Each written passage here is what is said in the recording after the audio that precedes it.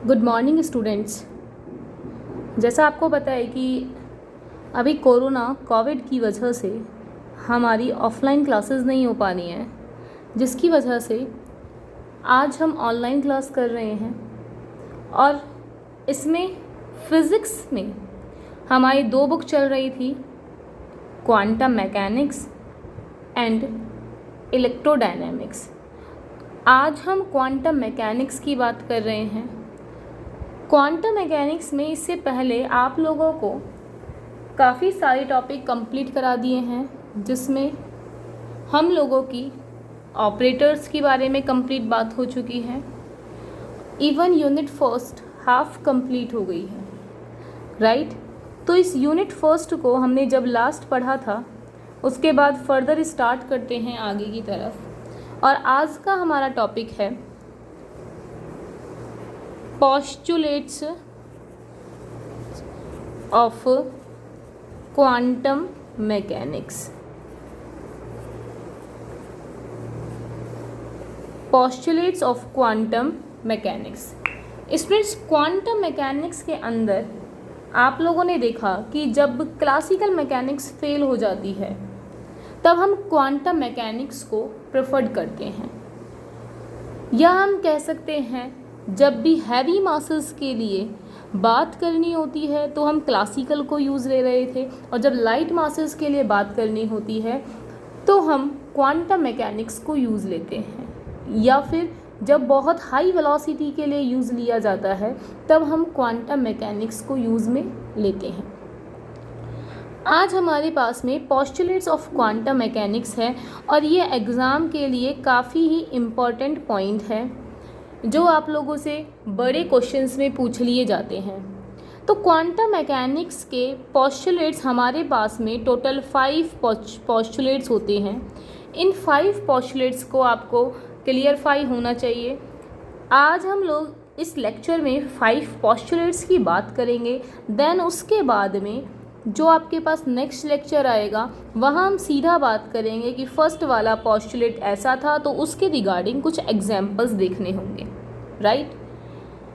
तो हमारा आज का फर्स्ट पोस्टुलेट है state of a system. State of a system. State का मीन्स क्या है? आप लोग जानते हैं कि जो क्वांटम मैकेनिक्स आज तक हम लोगों ने स्टार्ट की थी, जहां हम ऑपरेटर्स के बारे में डिफ़ाइन कर रहे थे, यहाँ हमें पता चला कि ऑपरेटर्स जो भी होते हैं, उसके अंदर जो भी फंक्शंस लेते हैं, उसे हम साई से रिप्रेजेंट कर रहे थे। या हम कह सकते हैं कि इसको वेव फंक्शन के रूप में या तो कैट से रिप्रेजेंट कर रहे थे, या फिर हम ब्रेस से रिप्रेजेंट कर रहे थे, राइट।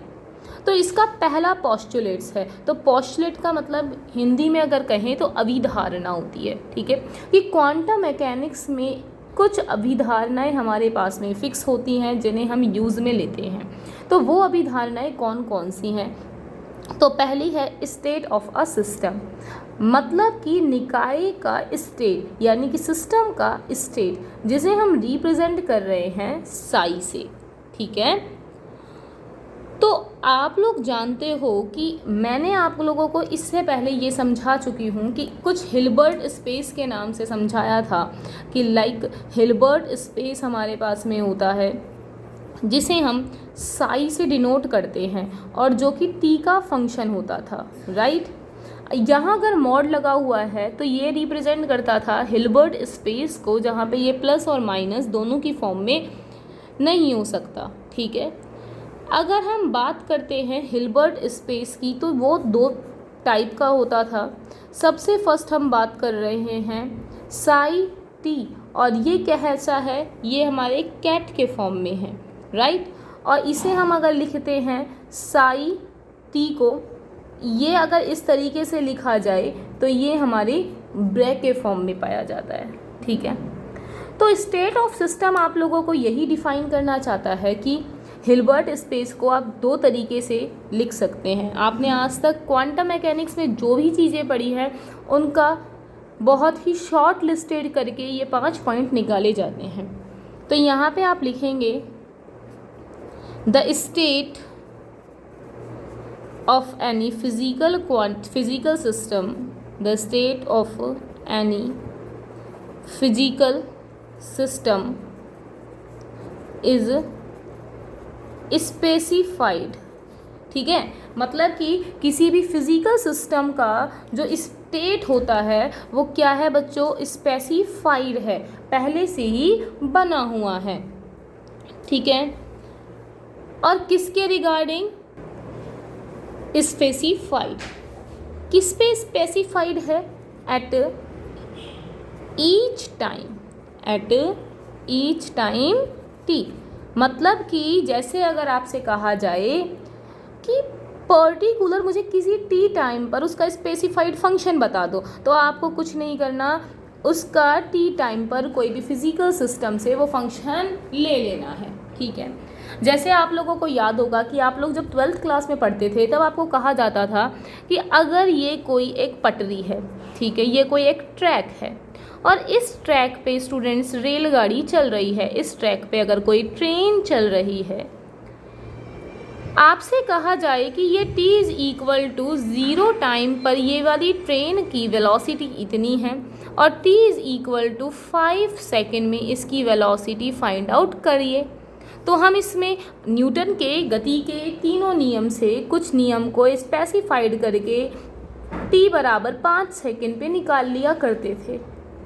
बस फ़र्क आज इतना सा है, ये भी सेम आपको यही बताना चाहता है कि अगर कोई भी फिज़िकल सिस्टम है जो कि स्पेसिफाइड है, कब, किसी भी t टाइम पर स्पेसिफाइड है, ठीक है, तो आप उसको फर्दर कैसे लिखेंगे, बाय स्टेट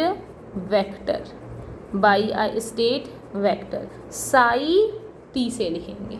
ठीक है, इन हिल्बर्ट स्पेस h, आप जानते हैं हम हिल्बर्ट स्पेस को h से डिनोट करते थे और आपको इस वाली लाइन पर ये समझाया जा रहा है कि अगर कोई भी फिज़िकल सिस्टम आप लोगों के पास में स्पेसिफाइड है और आपको किसी t टाइम पर कोई वेव फंक्शन निकालना है तो उसको आप हिल्बर्ट h के द्वारा साई t से रिप्रेजेंट कर सकते हो, राइट। अब ये साई t है, ये क्या है, ये साई t हम इसको क्यों यूज़ कर रहे हैं, हिल्बर्ट स्पेस को क्यों यूज़ कर रहे हैं। तो स्टूडेंट्स, ये जो साई t है वो आपकी सारी की सारी आवश्यकताओं की पूर्ति करता है। कैसी आवश्यकताओं की, मतलब कि ये आप लोगों को उसकी ऊर्जा के बारे में बताएगा, उसके मोमेंटम के बारे में बताएगा, उसकी वेलोसिटी के बारे में बताएगा, ये सारी की सारी नीडेड थिंग्स को कंप्लीट करता है। ठीक है, तो यहाँ हम लिख सकते हैं Sai t contains all the needed information। मतलब कि आप लोगों को जो भी इंफॉर्मेशन चाहिए वो सारी की सारी इंफॉर्मेशन आपको इसके थ्रू मिल सकती है। क्लियर हो गई यहाँ तक की बात। किसकी इंफॉर्मेशन, अबाउट द सिस्टम।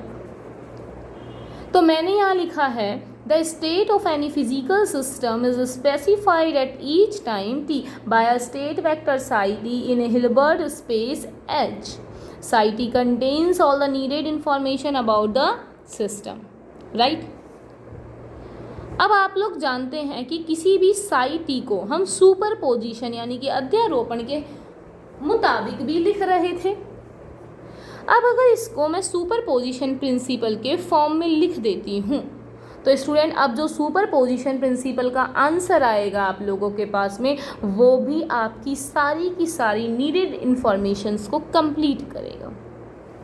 तो यहाँ हम लिख सकते हैं any super position of state vectors is also a state vector।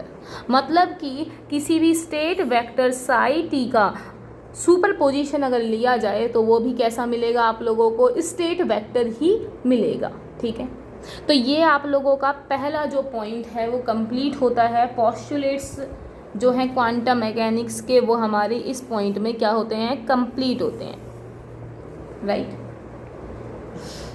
एक बार इसको हम वापस समझते हैं। देखिए कि हम लोग क्वांटम मैकेनिक्स के कुछ पोस्टुलेट्स की बात कर रहे हैं, हम क्वांटम मैकेनिक्स की कुछ अवधारणाओं की बात कर रहे हैं। जैसे आप लोग जानते हैं कि आप लोग 12th क्लास में जब पढ़ते थे, तो 12th क्लास में अगर आपको कह दिया जाता था कि ये t = 0 टाइम पर यहाँ पे है, आपको 5 सेकेंड पे निकालनी है, तो उसके लिए आप न्यूटन की गति के नियमों को यूज़ करते थे, न्यूटन्स लॉज ऑफ मोशंस आप यूज़ करते थे, राइट। लेकिन आज क्वांटम मैकेनिक्स में आपको कह दिया जाए कि आपको कोई भी फिजिकल सिस्टम के बारे में डिफाइन करना है किसी भी टी टाइम पर, तो आप उसको किससे लिखोगे, हिल्बर्ट स्पेस से लिखेंगे, ठीक है। हिल्बर्ट स्पेस से लिखने के बाद में आप उसमें ये कह सकते हो कि ये आपकी सारी की सारी नीडेड इन्फॉर्मेशन को कंप्लीट करता है, ठीक है।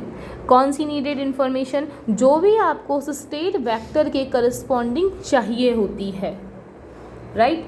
तो आप इसमें कह सकते हैं any super position of state vector is also a state vector. अगर मैं किसी भी स्टेट वेक्टर, मतलब कि एक ऐसा स्टेट वेक्टर जो कि नॉर्मलाइज भी हो, जो सारी की सारी कंडीशन को कंप्लीट करता हो, उसका सुपर पोजिशन लेती हूँ, तो वो भी क्या आएगा, स्टेट वेक्टर आएगा, ठीक है। तो हमने यहाँ क्या लिखा है, the state of any physical system is specified at each time t by a state vector psi t in Hilbert space H. Psi t contains all the needed information about the system and superposition of state vector is also a state vector. Clear? तो इसके बाद हम लोग अपनी next second पे चलते हैं। हमारा जो सेकंड पॉइंट है, अभी फर्स्ट हमने देखा स्टेट ऑफ अ सिस्टम, और सेकंड पॉइंट की अगर हम बात करते हैं बच्चों, तो सेकंड पॉइंट है पोस्टुलेट ऑफ क्वांटम मैकेनिक्स का, ऑब्जर्वेबल्स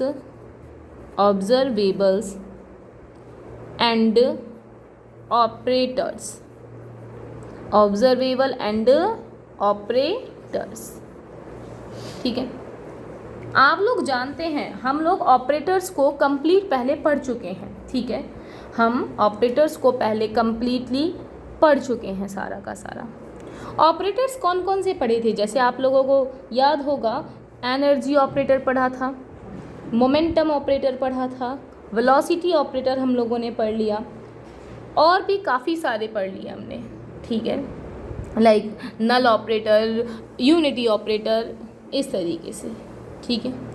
और ऑब्जर्वेबल्स क्या होते हैं, ऑब्जर्वेबल जैसे कि अभी मैंने बोला ना कि लीनियर मोमेंटम, तो वो क्या है, ऑब्जर्वेबल है।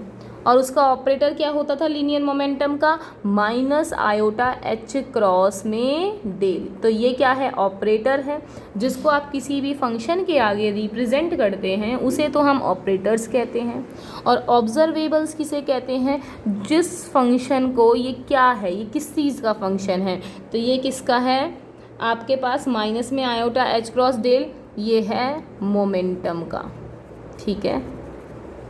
तो हम इसको अब लिखना स्टार्ट करते हैं। इसके लिए हम क्या लिखेंगे, यहाँ हम लिखेंगे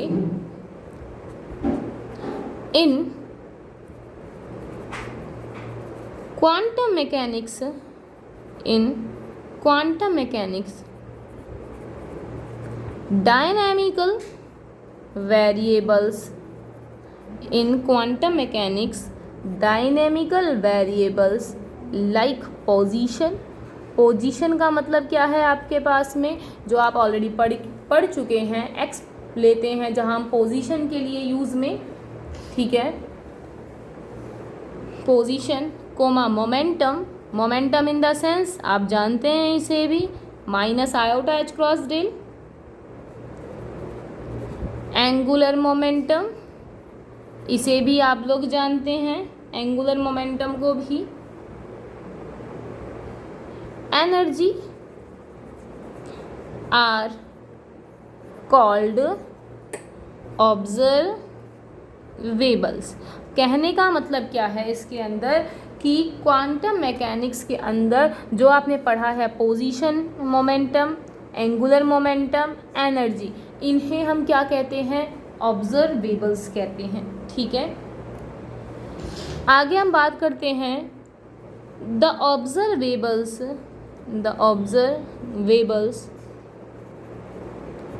are represented by self adjoint operators। ठीक है, मतलब कि सेल्फ एडजॉइंट ऑपरेटर बच्चों वो होता है जिसे अभी आप पढ़ चुके हैं, हर्मिशियन ऑपरेटर जिसके अंदर हम लोगों ने, याद होगा, एच का प्लस का साइन लगाया था। ठीक है, तो ऑब्जर्वेबल को किससे रिप्रेजेंट किया जाता है? हर्मिशियन ऑपरेटर से रिप्रेजेंट किया जाता है। ठीक है, आगे, if we want to measure an observable, अगर हम ऑब्जर्वेबल को मेज़र करना चाहते हैं, अगर ऑब्जर्वेबल दे दिया जाए ए, then only possible outcomes are the eigenvalue of a। ये आप लोगों को मैंने बताया था, जब भी किसी ऑपरेटर के आगे, मतलब किसी भी अगर वेव फंक्शन के आगे ऑपरेटर को लगाया जाता है तो वो हमें साथ में क्या देता है? आइगन वैल्यू देता है। किसकी आइगन वैल्यू देता है? ए की आइगन वैल्यू देता है। तो यहाँ पर हम लोगों ने वही लिखा है जिसमें आपको समझाया जा रहा है कि ऑब्जर्वेबल और ऑपरेटर होते क्या हैं। तो बच्चों, ऑब्जर्वेबल जो होता है वो तो क्या बोलते हैं, जैसे कि position, momentum, angular momentum, energy, इन्हें हम ऑब्जर्वेबल्स बोलते हैं। और इनके करस्पॉन्ड जो आप इनको यूज़ लेते हैं, जैसे पोजीशन के लिए एक्स ले रहे हैं, मोमेंटम के लिए minus iota H cross del ले रहे हैं, एंगुलर मोमेंटम के लिए ओमेगा ले रहे हैं, अगर आप एनर्जी के लिए iota H cross del by del t ले रहे हो, वेलोसिटी के लिए minus iota H cross del by m ले रहे हो, कहने का मतलब ये है कि ये सब आपके क्या होंगे उस टाइम पर? ऑपरेटर्स होंगे। और ये क्या हैं आपके पास में? ऑब्जर्वेबल्स हैं। ठीक है, और जो ऑब्जर्वेबल होते हैं उनको रिप्रेजेंट किससे किया जाता है? हिल्बर्ट स्पेस से किया जाता है, जिस हिल्बर्ट स्पेस को हम सेल्फ एडजॉइंट ऑपरेटर्स भी कहते हैं।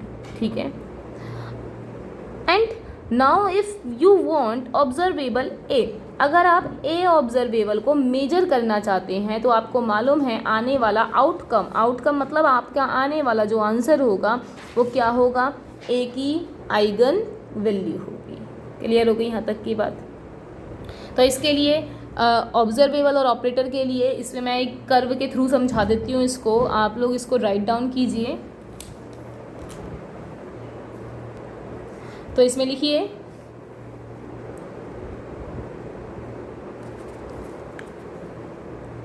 यहाँ तो ऑब्जर्वेबल्स, तो ऑब्जर्वेबल आप लोगों को जो जो आपने पढ़ लिया आप उसमें वो सारे ऑब्जर्वेबल लिख सकते हैं। मैं आपको समझाने के लिए कोई 4 या 5 ऑब्जर्वेबल लिखने वाली हूँ, राइट। इनकी क्लासिकल फॉर्म क्या है? क्लासिकल फॉर्म का मतलब होता है कि आप लोग जब तक 9th या 10th क्लास में पढ़कर आए थे, ठीक है, उसको आप वहाँ पे कैसे लिखते थे, ठीक है। और ये क्या है? करस्पॉन्डिंग ऑपरेटर, ठीक है। उसके करस्पॉन्डिंग आप लोग जो ऑपरेटर्स यूज़ ले रहे हैं वो कौन कौन से हैं बच्चों? तो देखिए आपके पास में यहाँ ऑब्जर्वेबल में क्या दिया हुआ है? कोऑर्डिनेट्स। अगर आपको कोऑर्डिनेट्स दे दिए जाएं, ठीक है, कोऑर्डिनेट्स का मतलब क्या है मैम? ये कौन से ऑपरेटर हैं? तो बच्चों जो कोऑर्डिनेट्स होते हैं ना उन्हें हम सिंपल ले रहे हैं, ठीक है, like x y and z, ठीक है। और उनके जो ऑपरेटर होते हैं वो भी एक्स वाई जेड ही होते हैं, ठीक है। नेक्स्ट मैं ले रही हूँ लीनियर मोमेंटम। लीनियर मोमेंटम को मैं पहले ही बता चुकी हूँ, जिसके लिए हम मोमेंटम को रिप्रेजेंट पी से करा करते थे आज तक, और आज हम क्वांटम मैकेनिक्स में उसको आयोटा एच क्रॉस डेल से रिप्रेजेंट करते हैं, ठीक है।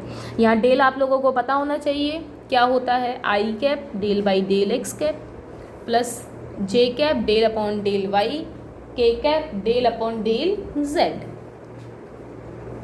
इसके बाद आता है आपके पास में मोमेंटम ऑपरेटर। बच्चों आपको जो जो ऑपरेटर याद हैं आप सारे इसमें लिख सकते हो, ठीक है।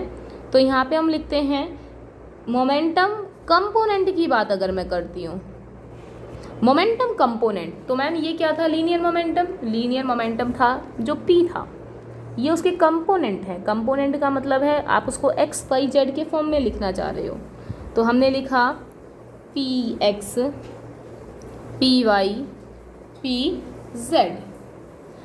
पी एक्स को किससे लिखते थे आप लोग, minus iota H cross del by del x.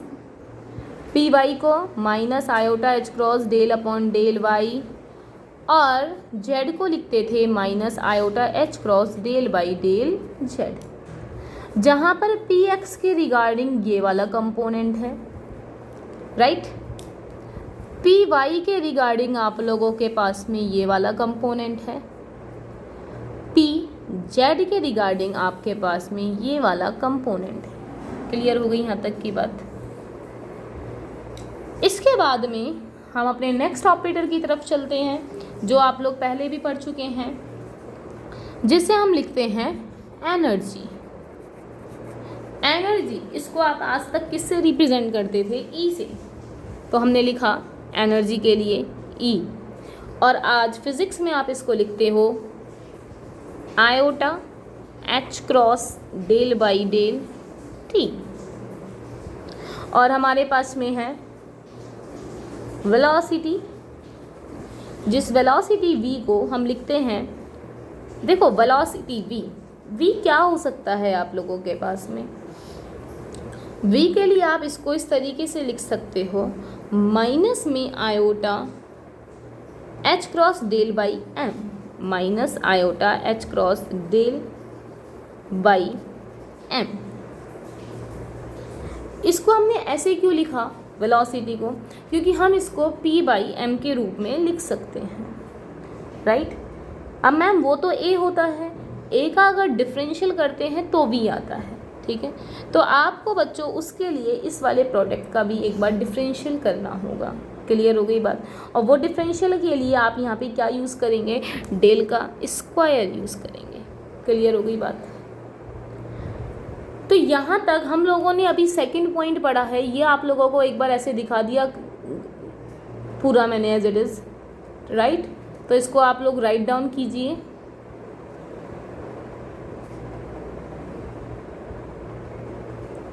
Next चलते हैं हम इसमें। अब हमने 2 पॉइंट्स कंप्लीट कर लिए हैं, जिसमें 2 पॉइंट में आप लोगों ने देखा state of the system and observable and operators. Point number 3 की बात करते हैं अब हम। तो students point number 3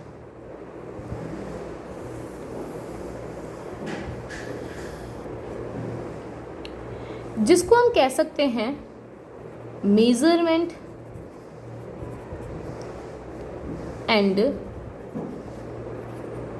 eigen value. Measurement and eigen value, ठीक है। मेजरमेंट एंड आइगेन वैल्यू के अंदर आप लोग देखना चाहते हैं कि जिस स्टूडेंट ने ऑपरेटर्स पढ़े हुए हैं उन लोगों को ध्यान होगा कि हम मेजरमेंट एंड आइगन वैल्यू में इस तरीके से बात करते थे आज तक कि अगर मैं किसी भी सिस्टम के आगे अगर मैं किसी भी ऑपरेटर को लगा देती हूँ, कहने का मतलब है अगर कोई एक हिल्बर्ट स्पेस हमारे पास है लाइक साई, और वहाँ हम लोगों ने ए लगा दिया, तो उसके करस्पॉन्ड आपके पास में एक वेव फंक्शन आता था साई, और उसके लिए एक आइगन वैल्यू आती थी। तो जो मेज़रमेंट एंड आइगन वैल्यू की हम बात कर रहे हैं, ठीक है, तो उसमें आपको लोगों को मैंने बताया भी हुआ है कि जो मेज़रमेंट है या फिर आइगन वैल्यू है, इसको हम एक ही नाम से बोल सकते हैं, या तो आइगन वैल्यू बोलो या फिर मेज़रमेंट बोलो। मेज़रमेंट मतलब मापन, आइगन वैल्यू जो है वो आने वाले स्टेट के लिए जो वैल्यू है वही है। तो मैंने यहाँ लिखा when the system is not in particular state. अगर आपके पास में कोई सिस्टम है वो पर्टिकुलर स्टेट के फॉर्म में नहीं है, तो देखिए हमने यहाँ यूज़ किया ये ए, ये लगाया आपने इसके करस्पॉन्ड एक साई वेव फंक्शन। ये ए, इसे आप क्या कहेंगे? ऑपरेटर बोलोगे। क्या है ये? ऑपरेटर है। जब इस ऑपरेटर को किसी भी वेव फंक्शन के अगर आगे लगा दिया जाता है तो स्टूडेंट ये जो ऑपरेटर है ए, वो आपको क्या देता है? एक स्मॉल ए का मतलब ये नहीं है कि आप लोगों को एक नंबर स्मॉल ए मिलेगा, मतलब कि आपने जो यहाँ अगर मोमेंटम ऑपरेटर लगाया है, लीनियर ऑपरेटर लगाया है, तो आपके आने वाला मापन जो है वो क्या हो जाएगा? चेंज हो जाएगा, जिसे हमने लिखा स्मॉल ए से, और इस साई को हमने एज इट इज़ लिख दिया वहाँ पर वेव फंक्शन के रूप में। अगर मैं साई को साई से कंपेयर कर लेती हूँ तो ये तो है ऑपरेटर ए, और बच्चों जो यहाँ पे ये स्मॉल ए है उसको हम लोग कह सकते हैं क्या? Eigen value. क्लियर? ये आपके पास में इसकी क्या हो गई है? आइगेन वैल्यू आ गई है। Students, it is not compulsory कि आप साई जो वेव फंक्शन है उसको सिर्फ और सिर्फ एक ही स्टेट के लिए यूज़ लें, आप इसको किसी भी स्टेट के लिए करस्पॉन्ड यूज़ ले सकते हैं। लाइक हमारे पास में इसका सुपर पोजिशन प्रिंसिपल भी के अकॉर्डिंग भी ले सकते हैं। अगर आपके पास जो वेव फंक्शन है वो n के रूप में है तो भी आप इसको यूज़ ले सकते हैं।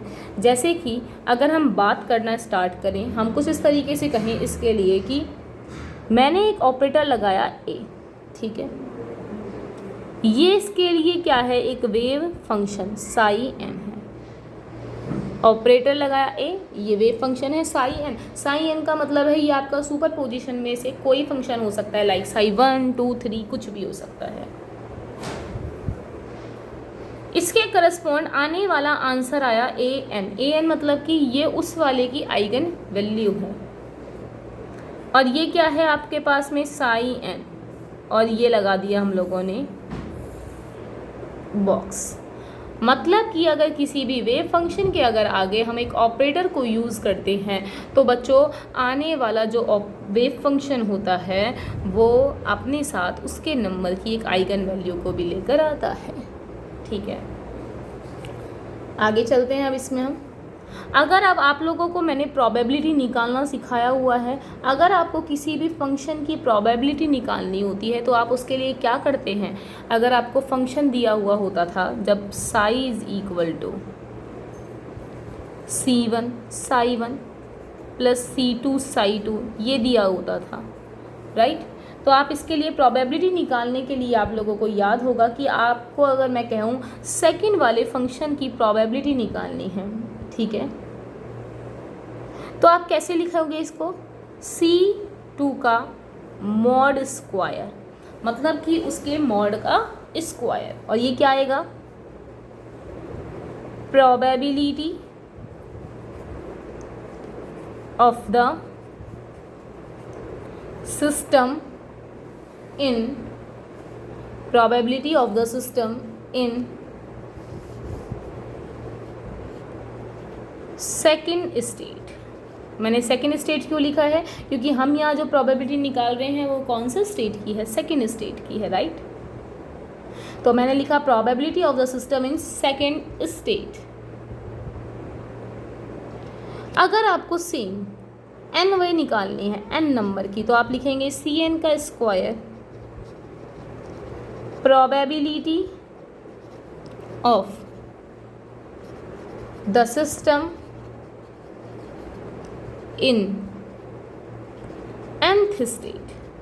तब आप probability किसकी निकालेंगे स्टूडेंट? nth state की निकालेंगे। क्लियर हो गई यहाँ तक की? और आप लोग ये भी जानते हैं कि अगर आप लोगों को उसका ये लेना है प्रोबेबिलिटी, तो आप इसको किस तरीके से लिख रहे थे, वेव फंक्शन को।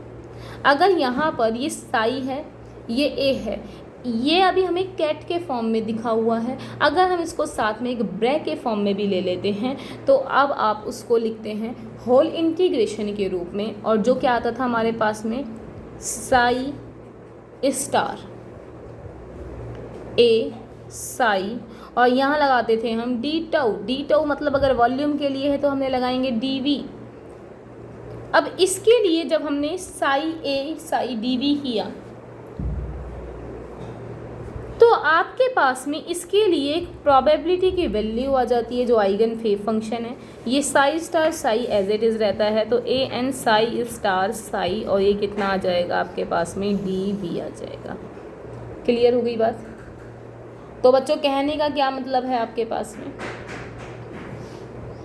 कि जो ए एन की वैल्यू है वो इस तरीके से भी निकाली जा सकती है। तो आप ए एन की वैल्यू को अगर निकालना चाहते हैं तो आप इसको लिख सकते हैं ए एन बराबर में उसका क्या कर दो, ये ध्यान रखना, ये चीज़ आपके काफ़ी काम आने वाली है। मतलब कि ए एन अगर निकालना चाह रहे हैं तो स्टूडेंट्स उस वेव फंक्शन का कॉन्जुगेट लेना है, हम लोगों को ऑपरेटर लगाना है, वेव फंक्शन लिखना है और उसके रिस्पेक्ट में समाकलन करना है, राइट। तो ये हमारी प्रॉपर्टी कंप्लीट होती है, प्रॉपर्टी नंबर थर्ड। ये प्रॉपर्टी नंबर थर्ड आप लोगों के पास में इस तरीके से लिखी हुई है, आप इसको लिख सकते हैं। नेक्स्ट हमारे पास आती है फोर्थ प्रॉपर्टी। फोर्थ प्रॉपर्टी जिसे आप जानते हैं एक्सपेक्टेशन वैल्यू, और ये हम निकालना सीख गए हैं। तो हम देखते हैं एक्सपेक्टेशन वैल्यू। तो property number fourth,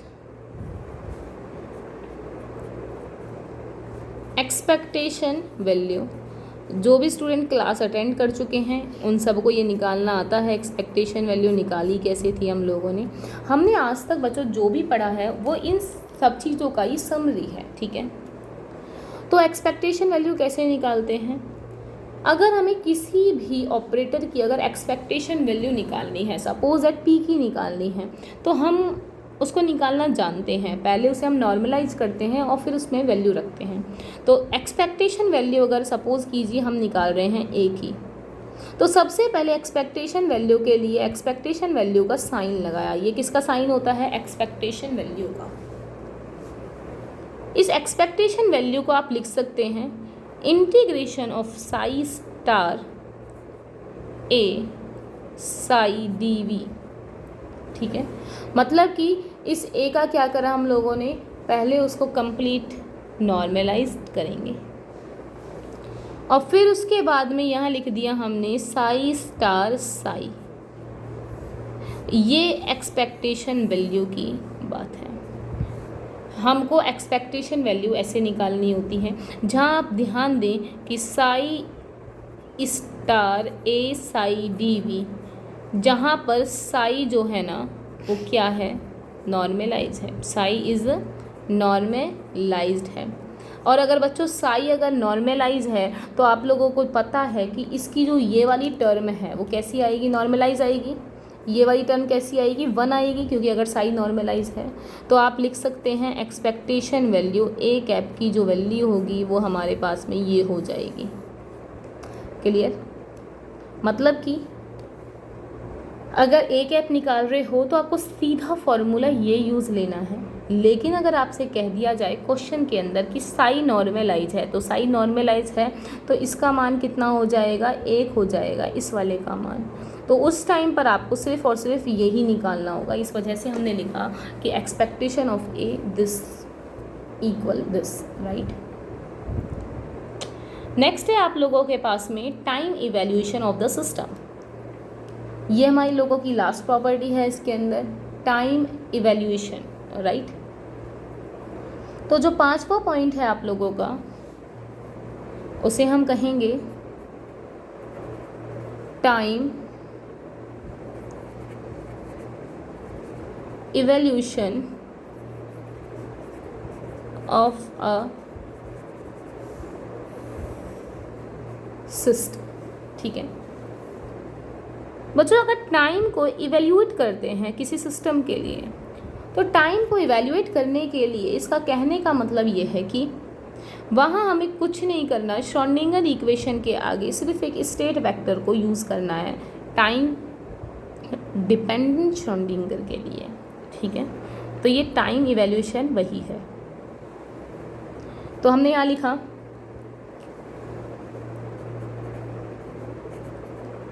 the time evaluation of the state vector psi t, the time evaluation of the state vector psi t of a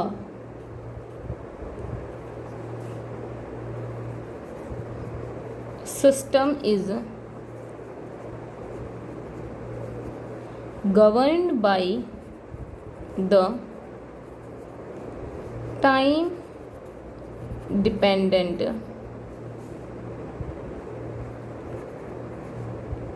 Schrödinger equation. Clear? मतलब कि टाइम वैल्यूएशन सिस्टम को हम time dependent Schrödinger equation के through लिख सकते हैं, जो आपके पास क्या होती थी, iota H cross del by del T.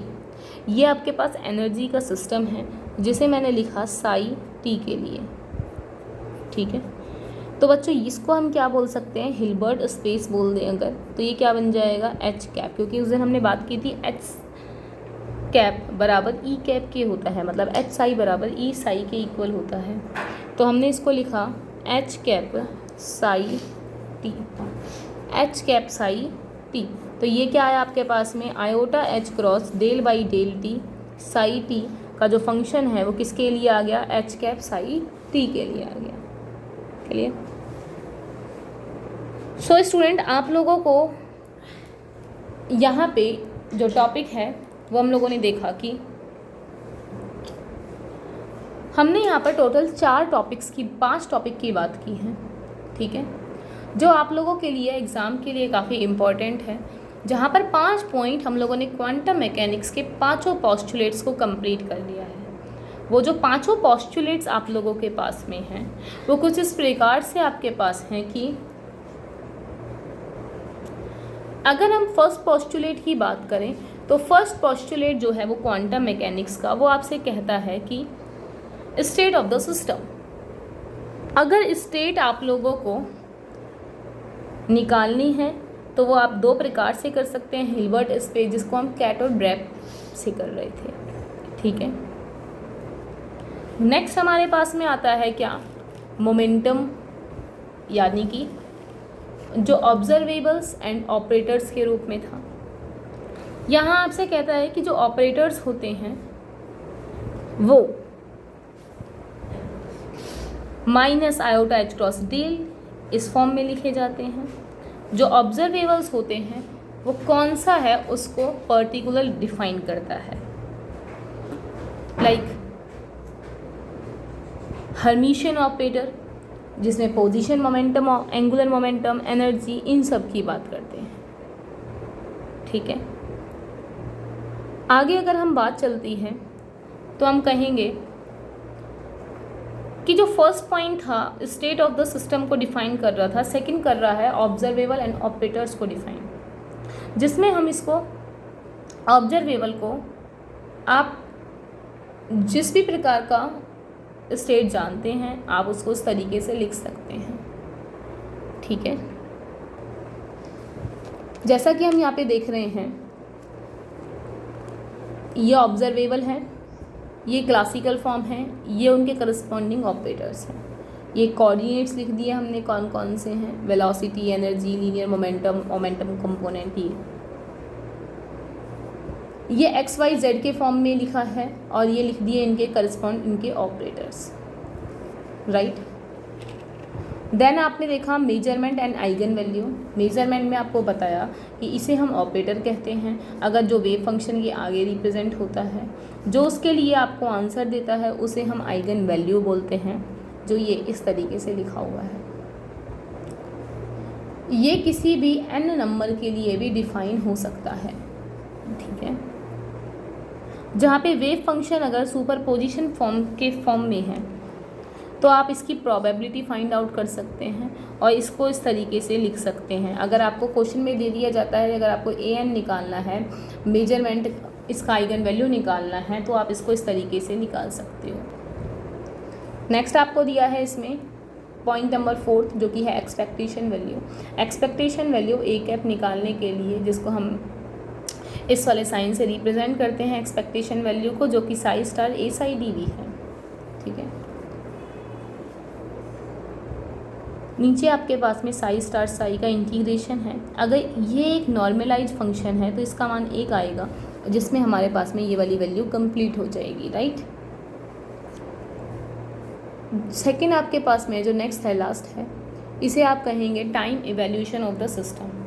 Time evaluate करने के लिए आपको टाइम डिपेंडेंट श्रोडिंगर इक्वेशन की ज़रूरत होती है, जो कि आप जानते हैं iota H cross del psi by del t थी। इस iota H cross del by del t को या तो हम ई लिख सकते हैं या एच लिख सकते हैं, क्योंकि ये एनर्जी का फंक्शन होता है। क्लियर?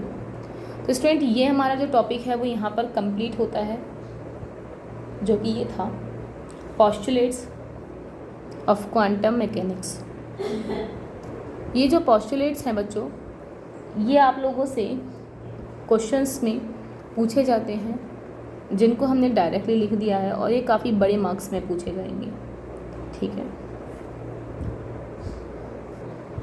तो इन्हें आप ध्यान में रखिए और पढ़ते रहिए। कोई भी प्रॉब्लम आती है तो आप उसे बेझिझक पूछ सकते हैं।